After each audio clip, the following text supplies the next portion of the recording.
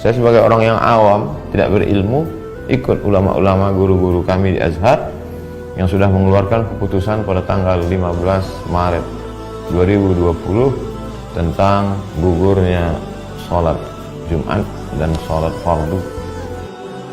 Himbauan dari pemerintah untuk kita tidak mendatangi atau mengadakan acara-acara yang berkerumunan manusia yang banyak, karena timbulnya wabah-wabah virus corona di sekitar kita. Kita wajib untuk mentaati apa yang disampaikan oleh pemerintah. Maka kita, ketika kita dikasih tahu, jangan pergi ke tempat kerumunan orang. Jangan pergi kemudian ke tempat orang yang berkumpul. Kurangi aktivitas-aktivitas di luar. Perbanyak kemudian aktivitas-aktivitas yang social distancing dan seterusnya.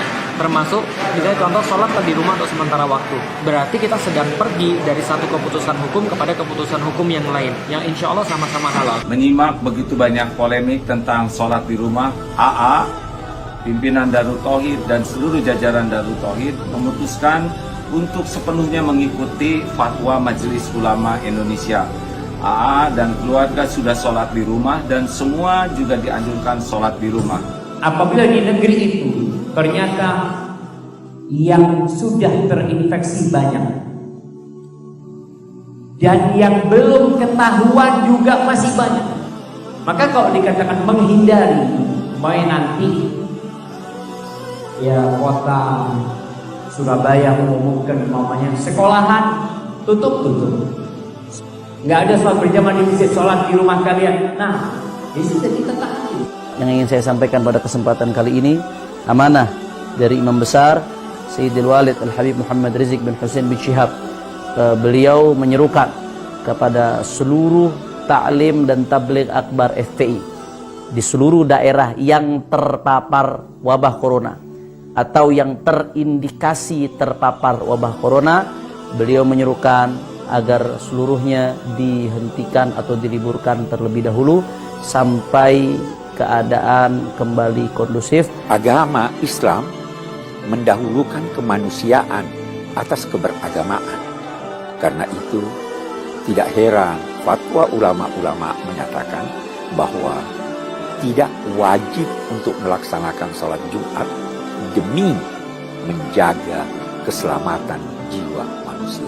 Sesuai dengan petunjuk medis, petunjuk para pemerintah, mari kita ikuti. Jika kita tidak boleh berkumpul di sebuah tempat, mari kita ikuti, karena kalau sudah medis yang mengatakan dibarengi dengan pemerintah, insya Allah untuk kemaslahatan kita. Jangan lagi mengadakan kumpul-kumpul untuk sholat berjamaah di masjid maupun sholat Jumat, karena penyebaran virus COVID-19, virus corona itu tidak kebanyakan kasus orang yang mengidap virus corona tidak menunjukkan gejala apapun. 85% tidak menunjukkan gejala apapun.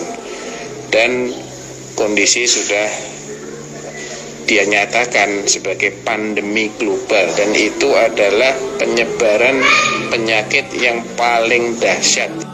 Hafizahullah, misalnya dilarang mengadakan acara-acara keramaian, ya sudah kita taat. Ya, kalau ternyata masjid tidak boleh datangi karena terbukti terjadi banyak virus corona, ya sudah, tidak usah datang.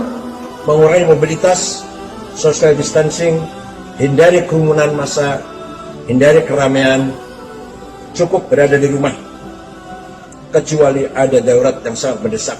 Kata mereka virus corona itu konspirasi Dajjal. Buktinya MUI Majelis Ulama Indonesia mengeluarkan semacam fatwa atau himbauan untuk menutup masjid.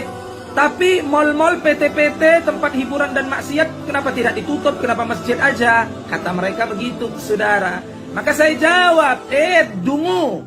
Sejak kapan Majelis Ulama Indonesia MUI mempunyai wewenang untuk menutup PT atau menutup mal-mal atau tempat hiburan? Sejak kapan?